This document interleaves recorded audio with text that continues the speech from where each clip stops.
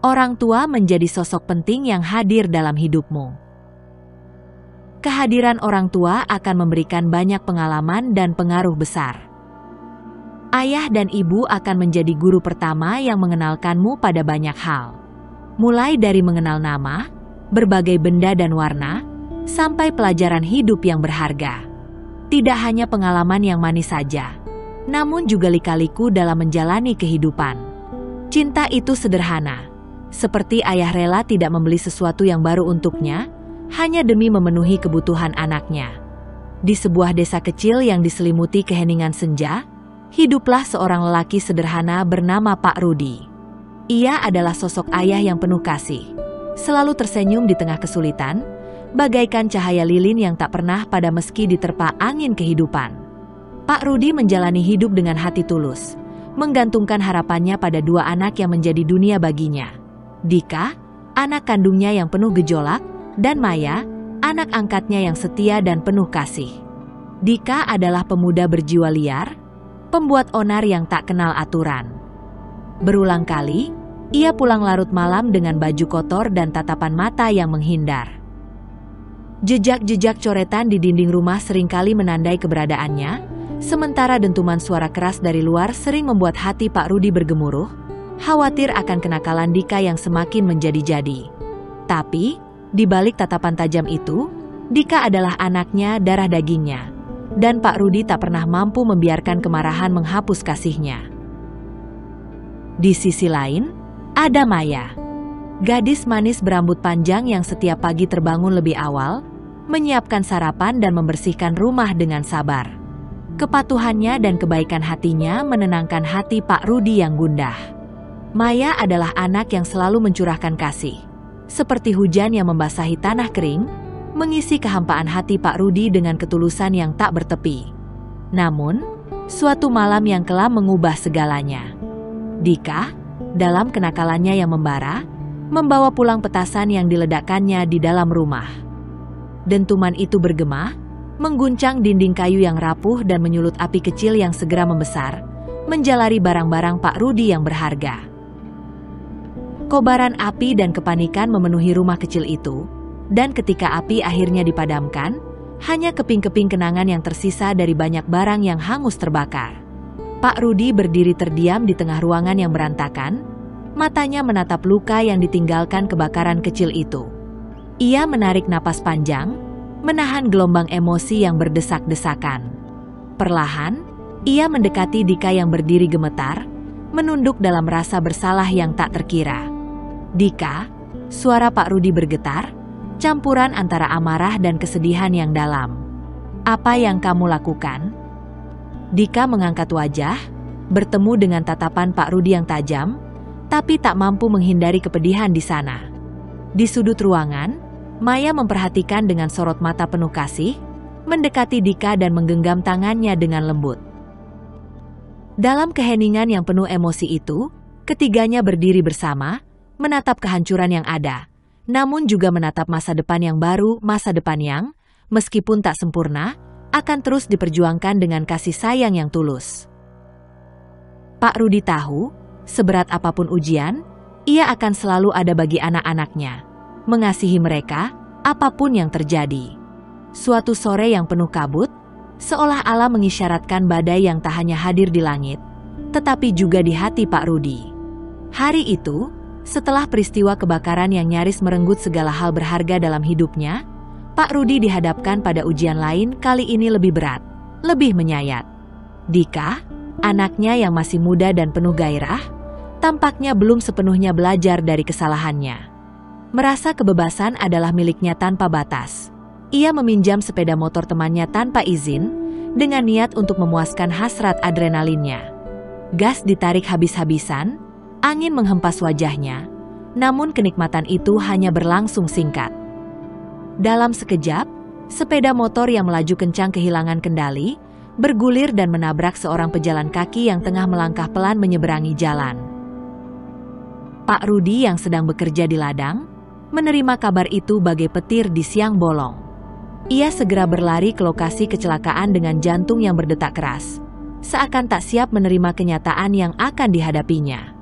Saat tiba di sana, Pemandangan yang menyakitkan menghantamnya.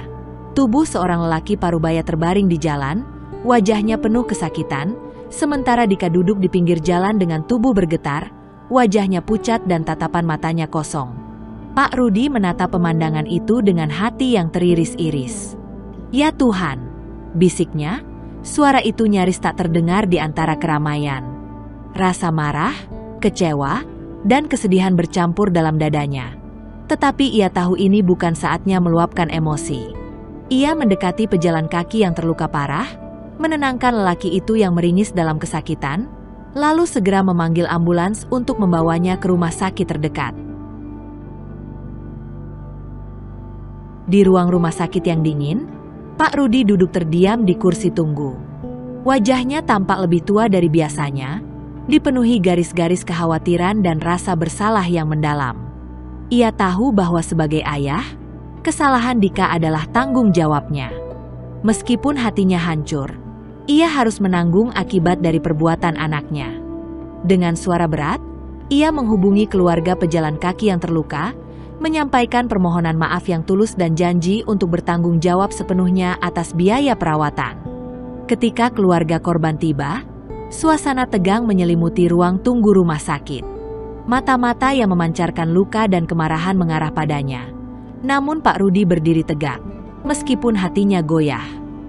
Dengan suara yang hampir bergetar, ia berkata, "Saya sangat menyesal atas apa yang dilakukan anak saya. Saya siap menanggung semua biaya pengobatan dan apapun yang dibutuhkan agar Bapak segera pulih. Ini adalah kesalahan besar, dan kami akan bertanggung jawab." Perlahan, kemarahan di mata keluarga korban mereda, digantikan oleh pengertian yang berat namun bijak. Mereka tahu, Pak Rudi bukanlah pelaku, namun dia adalah seorang ayah yang kini harus menghapus luka yang ditorehkan anaknya. Setelah pembicaraan panjang yang penuh kejujuran dan air mata, akhirnya mereka mencapai kesepakatan bahwa Pak Rudi akan menanggung semua biaya pengobatan dan kompensasi atas kerugian yang dialami. Malam itu, Pak Rudi pulang dengan beban berat yang belum pernah ia rasakan sebelumnya. Di rumah, ia menemukan Dika terdiam di sudut ruangan, matanya basah dan wajahnya tertunduk penuh penyesalan. Pak Rudi mendekat, duduk di sebelahnya, lalu menghela napas panjang. "Dika," katanya pelan namun dalam, "ayah tahu kamu tidak sengaja, tapi setiap tindakan kita punya konsekuensi. Ayah berharap kamu mengerti, apa yang kita lakukan bisa melukai orang lain. Dan kita harus belajar, bahkan dari kesalahan yang paling menyakitkan." Dika mengangguk lemah, air matanya tak terbendung lagi. Untuk pertama kalinya, ia merasakan bahwa setiap kebebasan yang ia inginkan datang bersama tanggung jawab yang besar, dan kesalahan yang ia perbuat meninggalkan luka yang tak hanya dalam di hati orang lain, tetapi juga di hatinya sendiri. Selama proses pemulihan pejalan kaki yang terluka, Dika merasa sangat menyesal atas tindakannya. Pak Rudi dan Maya terus merangkul Dika. Mereka mengira bahwa apa yang dilakukan Dika adalah kenakalan remaja semata. Meskipun Dika adalah anak yang seringkali nakal dan menimbulkan kesulitan bagi Pak Rudi, Maya sangat patuh dan berprestasi di sekolah. Pak Rudi tetap mencintai kedua anaknya dengan penuh kasih sayang. Ia sangat bangga dengan prestasi Maya yang selalu meraih juara di sekolahnya. Maya adalah anak yang rajin belajar dan selalu mendapatkan nilai tertinggi dalam ujian. Suatu hari, sekolah Maya mengadakan kompetisi ilmiah tingkat nasional. Semua guru dan teman-teman sekelasnya tahu bahwa Maya adalah calon kuat untuk meraih juara. Maya dengan tekun mempersiapkan diri dan bersaing dengan keras di kompetisi tersebut. Hasilnya, Maya berhasil meraih juara pertama dan membawa prestasi gemilang untuk sekolahnya. Ketika Pak Rudi mendengar kabar bahwa Maya telah meraih juara nasional, ia merasa sangat bahagia dan bangga. Ia merasa terharu oleh dedikasi dan kerja keras Maya dalam meraih prestasi tersebut. Pak Rudi juga tahu bahwa keberhasilan Maya adalah hasil dari usahanya sendiri, dan ia selalu mendukung Maya dalam segala hal yang ingin dicapainya. Seiring berjalannya waktu, perasaan iri Dika terhadap Maya semakin tumbuh.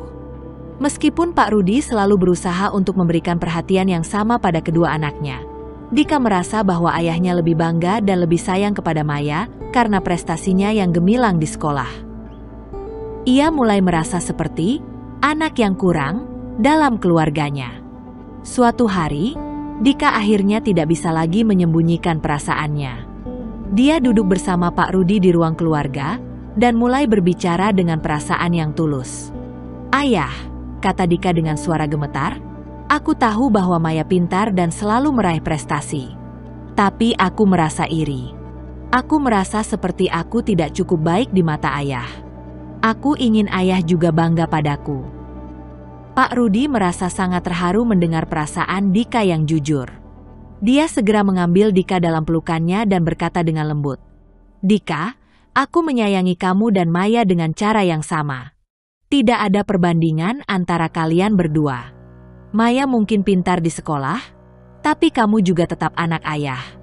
Ayah selalu mencintai kamu tanpa syarat, dan tidak ada yang bisa menggantikan tempatmu dalam hatiku." Pak Rudi juga mengambil waktu untuk berbicara dengan Maya tentang perasaan Dika. Maya dengan bijaksana merespons bahwa dia tidak pernah bermaksud membuat Dika merasa tidak cukup.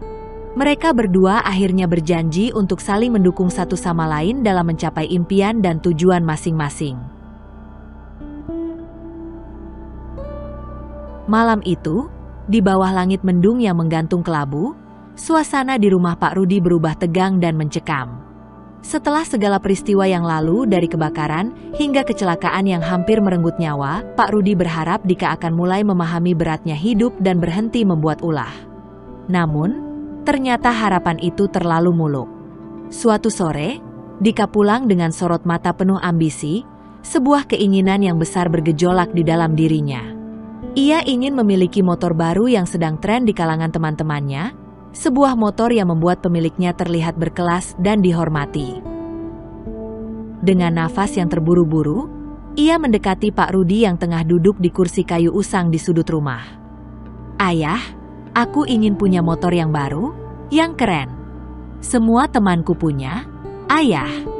Aku tidak mau ketinggalan," ujar Dika, penuh semangat tapi juga penuh tekanan.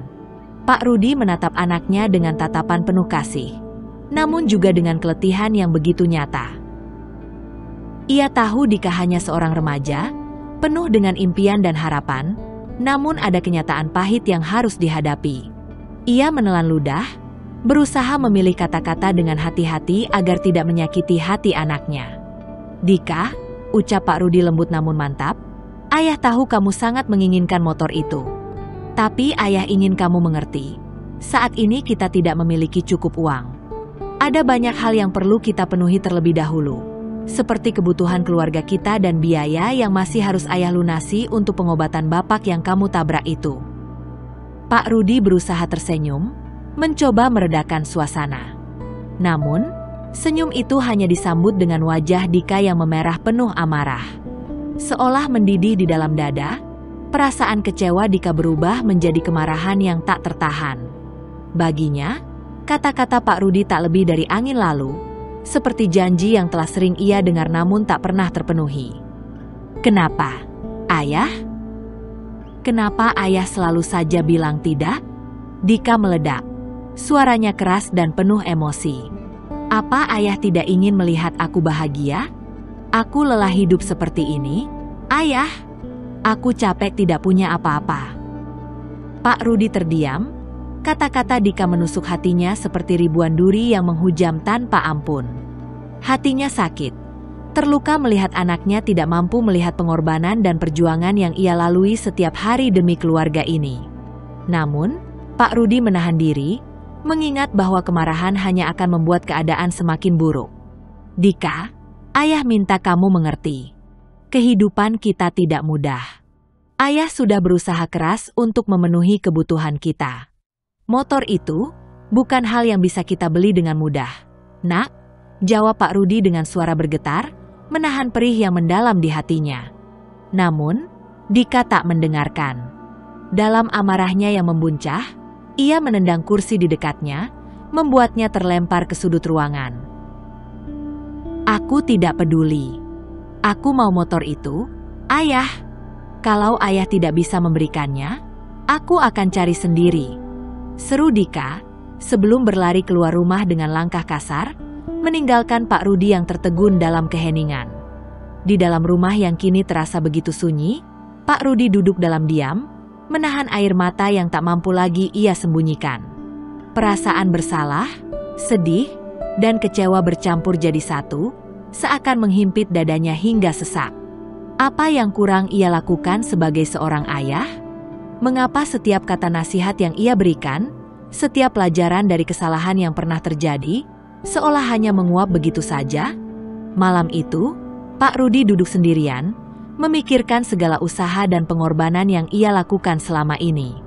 Rasa kecewa terhadap Dika semakin dalam, namun lebih dari itu, ia merasa kecewa pada dirinya sendiri.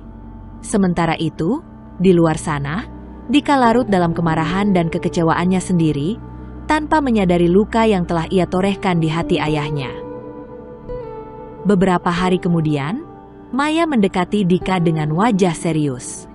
Maya melihat betapa Dika sangat ingin memiliki motor baru tersebut, dan dia merasa bahwa Dika sudah cukup dewasa untuk menghargai uang dan bekerja keras untuk mendapatkannya. Dika, kata Maya, aku tahu kamu pengen banget motor itu, jadi aku memiliki uang tabungan, kamu bisa pakai ini. Dan jangan buat ayah susah lagi.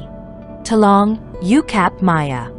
Setelah Dika menerima uang tabungan dari Maya untuk membeli motor yang diinginkannya, Pak Rudi merasa terharu, tetapi juga merasa khawatir karena ia tidak memiliki cukup uang untuk melunasi sisa biaya motor tersebut. Dalam kebingungannya, Pak Rudi memutuskan untuk mencari solusi dengan cara mencari pinjaman. Ia tahu bahwa ia harus bertanggung jawab atas janjinya kepada Dika untuk membantu membeli motor tersebut. Oleh karena itu, ia mencari berbagai opsi pinjaman yang tersedia.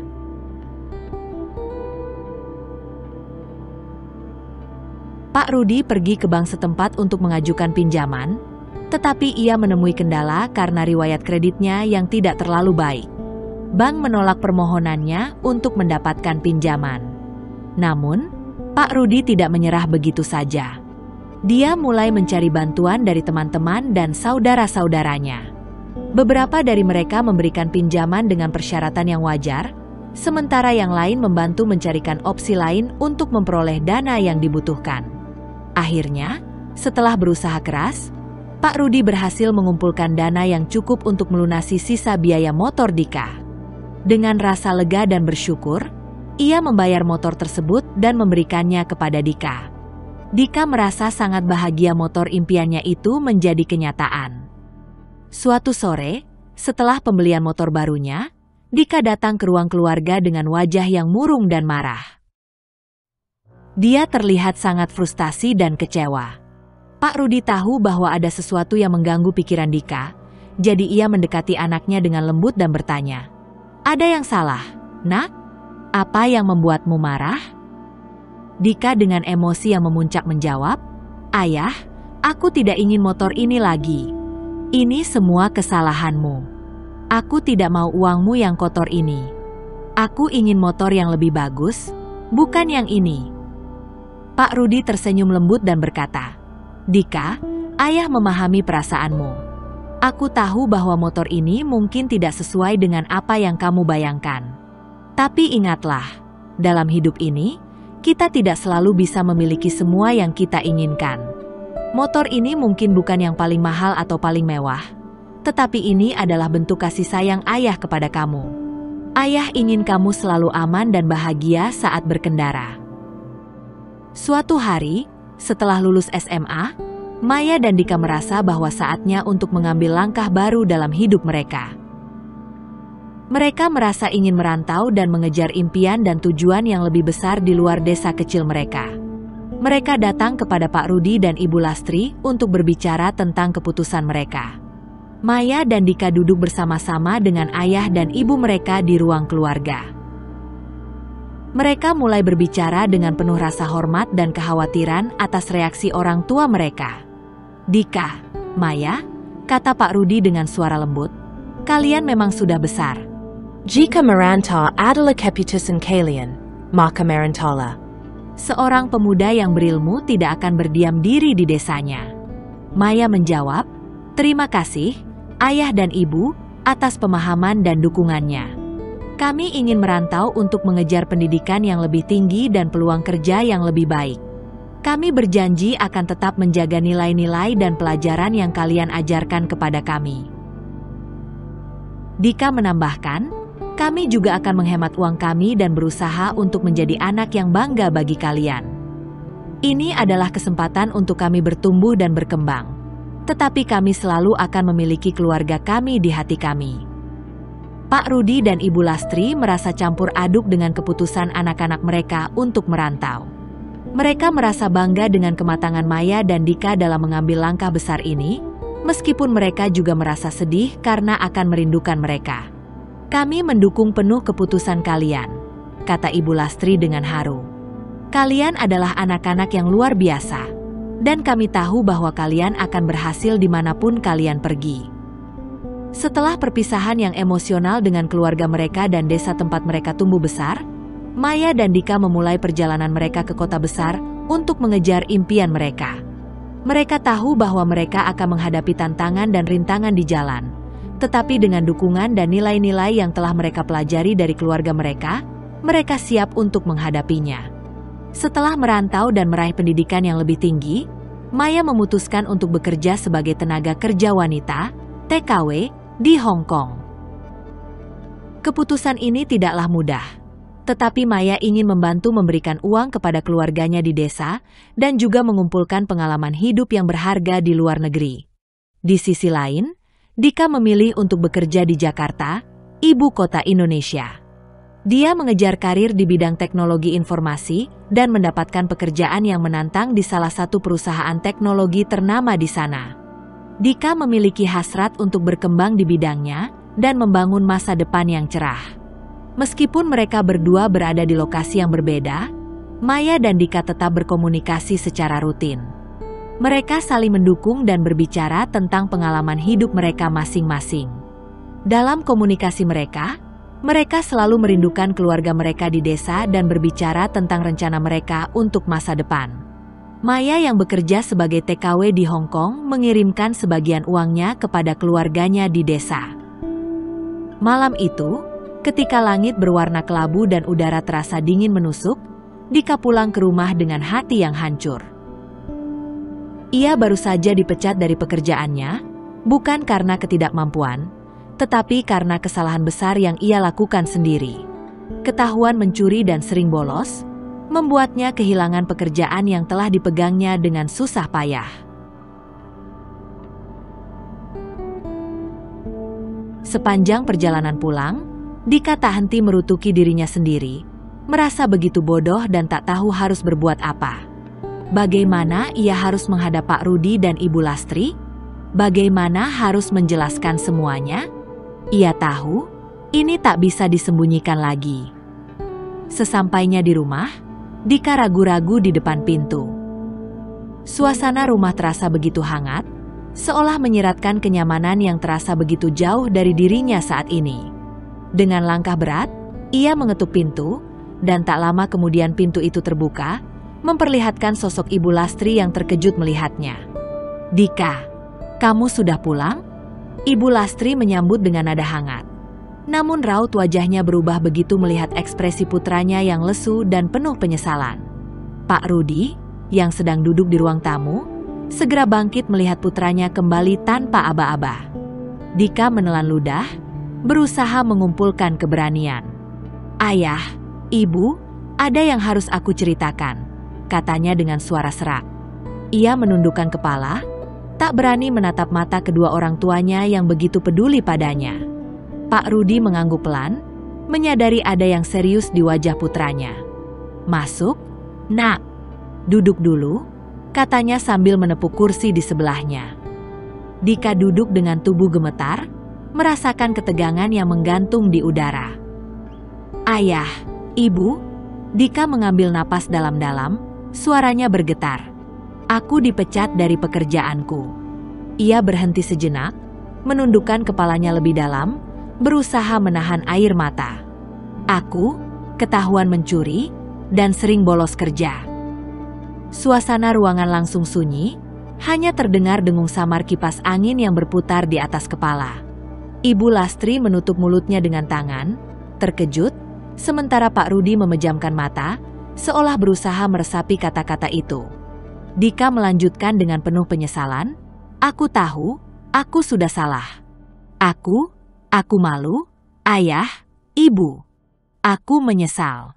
Suaranya hampir tenggelam, namun ketulusan penyesalan itu begitu jelas terasa. Pak Rudi menatap putranya, matanya sendu namun penuh kasih. Ia menghela napas panjang, berusaha menenangkan hatinya yang kecewa dan sedih. "Dika," Pak Rudi mulai, suaranya tenang namun terdengar berat, "apa yang kamu lakukan itu salah besar. Ayah dan ibu tidak pernah mengajarkan kamu untuk mengambil sesuatu yang bukan hakmu." Dika mengangguk, air mata mengalir di pipinya. "Aku tahu, ayah, aku tahu semua ini salah. Aku cuma tertekan. Aku ingin terlihat berhasil, ingin ayah dan ibu bangga padaku, tapi aku malah mengecewakan kalian." Suaranya pecah, penuh keputusasaan. Ibu Lastri menambahkan, "Kamu harus mengambil tanggung jawab atas perbuatanmu, Dika, dan mencoba untuk memperbaiki diri. Kami ingin kamu belajar dari kesalahan ini dan menjadi pribadi yang lebih baik." Dika berjanji bahwa ia akan mengambil tanggung jawab atas perbuatannya dan akan berusaha keras untuk memperbaiki dirinya. Ini adalah momen yang sulit, tetapi juga peluang untuk Dika untuk tumbuh dan belajar dari kesalahannya. Di kampung halaman, kehidupan terus berjalan, dan suatu hari Pak Rudi tiba-tiba jatuh sakit. Penyakitnya terasa serius, dan keluarga sangat khawatir akan kesehatannya. Pak Rudi adalah tulang punggung keluarga, dan kondisinya yang memburuk memberikan tekanan emosional dan finansial yang besar bagi mereka. Maya, yang bekerja sebagai TKW di Hong Kong, merasa sangat prihatin atas kondisi ayahnya yang sakit. Meskipun ia berada di luar negeri, ia merasa sangat jauh dan tidak bisa langsung memberikan dukungan fisik kepada keluarganya. Namun, ia merasa bahwa ia memiliki tanggung jawab untuk membantu keluarganya dalam situasi sulit ini. Maya mulai mengirimkan sebagian besar penghasilannya kepada keluarganya di kampung. Ia ingin memastikan bahwa Pak Rudi dapat mendapatkan perawatan medis yang baik dan biaya pengobatannya terpenuhi. Maya juga berbicara dengan dokter dan ahli kesehatan untuk mendapatkan saran tentang pengobatan yang diperlukan bagi ayahnya. Selama waktu yang sulit ini, Maya terus berkomunikasi dengan keluarganya melalui panggilan telepon dan pesan teks. Ia memberikan dukungan moral kepada ibu dan adik-adiknya dan memastikan bahwa mereka merasa tidak sendirian dalam menghadapi krisis kesehatan ayah mereka. Walaupun ia harus berada jauh dari keluarganya, Maya selalu ada untuk mendukung mereka dalam bentuk yang ia mampu. Ia tahu bahwa kasih sayang dan perhatiannya dapat memberikan kekuatan kepada mereka di saat yang sulit ini. Pak Rudi merasa sangat berterima kasih atas bantuan uang yang diberikan oleh Maya. Ia tahu bahwa anaknya bekerja keras dan mengorbankan sebagian besar penghasilannya untuk membantu keluarga. Maya adalah contoh nyata dari anak yang peduli dan tanggung jawab terhadap keluarganya. Namun, ketika Dika dewasa, ia mulai merasa tidak nyaman dan malu dengan tanggung jawab yang akan ia hadapi dalam merawat orang tuanya. Tanpa sepengetahuan Maya, Dika mengatur segala persiapan untuk membawa orang tuanya ke panti jompo. Dika mulai bosan dengan suara sang ayah yang kerap merintih kesakitan dan juga hanya dirinya lah yang selalu dimintai tolong oleh sang ayah. Dika beranggapan mentang-mentang Maya yang bekerja, dirinya cukup mengirim uang saja, sedangkan orang tuanya semua diurus Dika. Pada hari yang ditentukan, Dika pura-pura mengajak kedua orang tuanya ke rumah sakit. Yang Pak Rudi tidak mengira adalah mereka diajak ke panti jompo yang kondisinya sudah tidak bagus lagi. Dika sengaja asal memilih panti jompo yang jauh dari rumahnya tak peduli bagaimanapun kondisinya. "Dika, ini di mana, Nak?" kata ibunya. "Ini di panti jompo, Bu. Sekarang ibu dan ayah akan tinggal di sini sampai tua." "Ya Allah Dika, ayahmu ini sedang sakit. Kenapa kamu malah membawa ke sini?" tanya Ibu Lastri lagi. "Justru kalau di sini ada yang merawat, Bu. Dika sudah muak melihat ayah yang sakit-sakitan terus dan gak berguna di rumah. Dika juga harus menikah, Bu. Dan Dika malu punya orang tua yang sakit-sakitan begitu. Jelas Dika. Astagfirullah Dika. Kurang apa orang tuamu ini merawatmu? Kenapa kamu tega pada kami? Udah, Bu. Biarkan Dika melakukan hal yang diinginkannya. Papak ke papa. Tuh, ayah aja nurut. Ibu nurut dong. Nanti Dika jenguk seminggu sekali, janji Dika kepada kedua orang tuanya. Nyatanya, Dika tidak pernah sekalipun datang menjenguk kedua orang tuanya. Hingga beberapa bulan berlalu setelah kepergian kedua orang tuanya ke panti jompo, dan Dika bersantai di rumah dengan uang kiriman dari Maya. Dika sengaja tidak memberitahu Maya kalau Pak Rudi sudah ia bawa ke panti jompo agar dirinya masih bisa menikmati uang Maya tanpa harus bekerja. Suatu hari, becak motor yang berhenti di depan ruam. Terlihat sepasang suami istri yang sudah tua itu turun dari becak tersebut dan terlihat memberi uang kepada pengemudinya. Mereka berdua bergandengan tangan dan datang mengetuk pintu. Assalamualaikum. Waalaikumsalam. Ayah? Ibu, kok kalian bisa ada di sini? Dika, ayah sama ibu kangen sama kamu, makanya kami datang ke sini, kata Ibu Lastri sambil merentangkan tangan ingin memeluk anaknya. Meski ogah, Dika pun membalas pelukan ibunya dan juga ayahnya. Pak Rudi dan istrinya kembali ke rumah lamanya, tapi tidak sebagai orang tua Dika melainkan sebagai tamu Dika. Namun Dika tidak pernah menawarkan makanan atau minuman apapun kepada kedua orang tua kandungnya itu. Dia malah enak-enakan nonton televisi sambil tiduran di rumah. Dika sudah dewasa ya, Pak?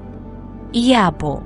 Alhamdulillah, kita sudah membesarkan anak kita dengan baik. Meski kadang nakal, tapi Dika ternyata mau kita peluk, jawab Pak Rudi. Ayah sama ibu mau sampai kapan di sini? Tanya Dika ketus. Oh. Sebentar lagi pulang kok, Nak, jawab Ibu Lastri. Ayah sama ibu sebentar lagi pulang. Kamu terganggu ya? Tambah Pak Rudi. Ya udah, nanti Dika antar. Dika nyewa mobil dulu, jawab Dika lalu pergi keluar rumah. Mendengar kepedulian dari anaknya, Pak Rudi dan istrinya amat senang dan bangga. Ia mengira Dika sudah berubah menjadi lebih baik. Hingga tak lama kemudian, sebuah mobil terparkir di depan rumah Dika. Dan muncul Dika di balik pintu kemudi. Tanpa babi Bu Lastri langsung membawa barang bawaan kedua orang tuanya ke dalam mobil seakan mengusir halus keduanya. Tapi keduanya tidak memperdulikan itu. Bagi mereka, Dika yang sudah berubah saja sudah cukup. Hingga Dika pun mengajak kedua orang tuanya masuk ke dalam mobil. Mobil pun jalan meninggalkan rumah Dika. Mobil itu terus melaju dengan kecepatan sedang. Tidak ada percakapan apapun di dalam mobil, hanya kesunyian yang didapatkan.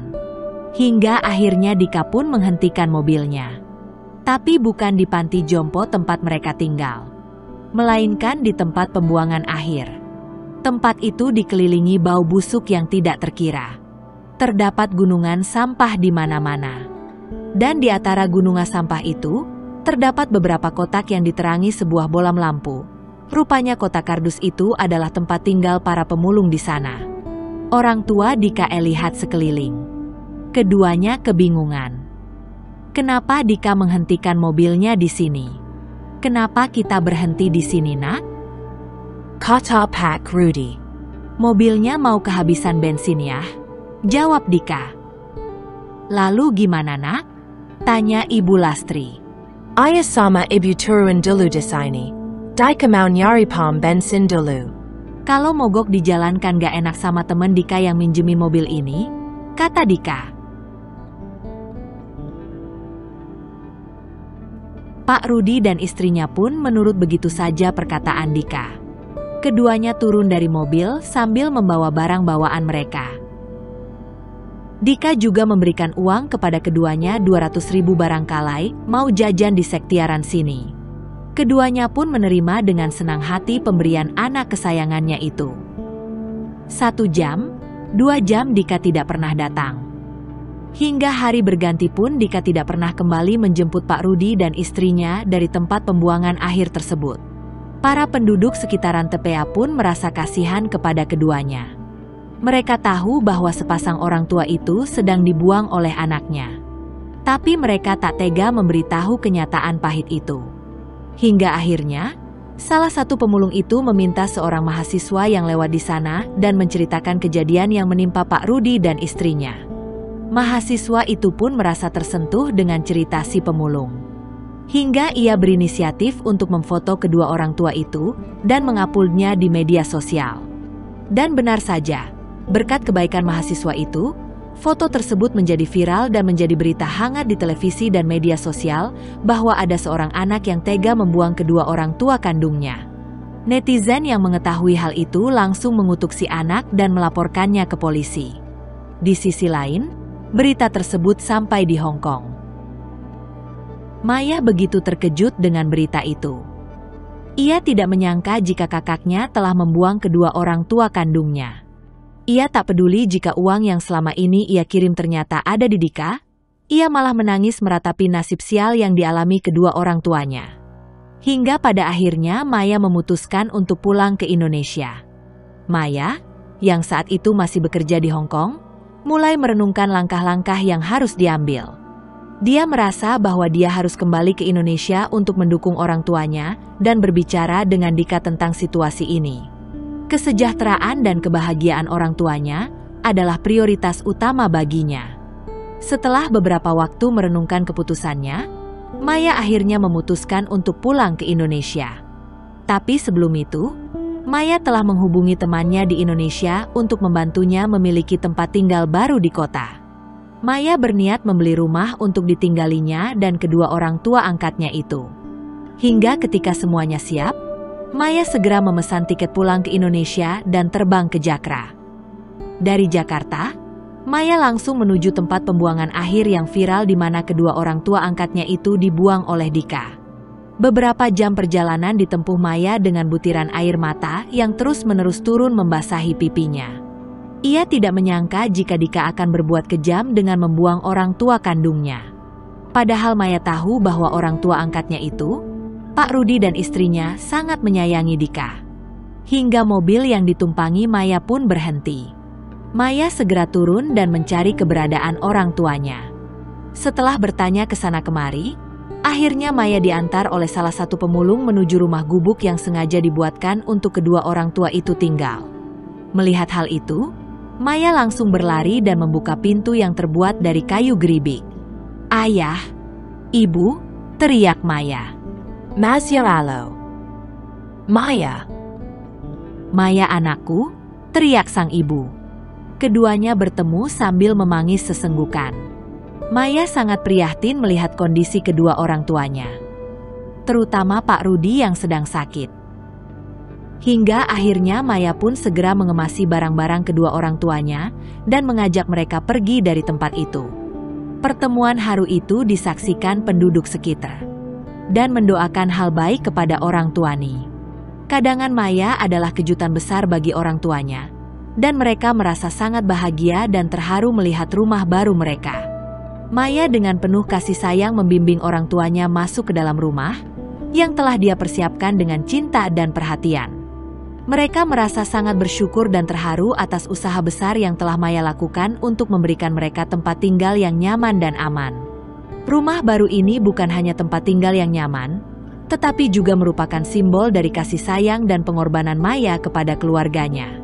Ini adalah hadiah yang sangat berharga, dan Maya merasa sangat senang bisa membuat impian orang tuanya menjadi kenyataan. Di sisi lain, polisi langsung menggeledah rumah Dika. Dika yang kala itu sedang menonton TV sambil tidur langsung disergap dan dibawa ke kantor untuk didakwa. Kabar penangkapan Dika pun langsung tersebar di media sosial, hingga lebih banyak lagi netizen yang mengutuk dan menyumpahi dirinya. Kini, Dika mendekam di penjara karena perbuatannya. Dirinya menangis dan terus-menerus meminta maaf kepada kedua orang tuanya. Namun sakit hati Maya tidak mengizinkan kedua orang tua itu bertemu Dika secara rutin. Maya hanya mengizinkan Pak Rudi bertemu Dika setahun sekali.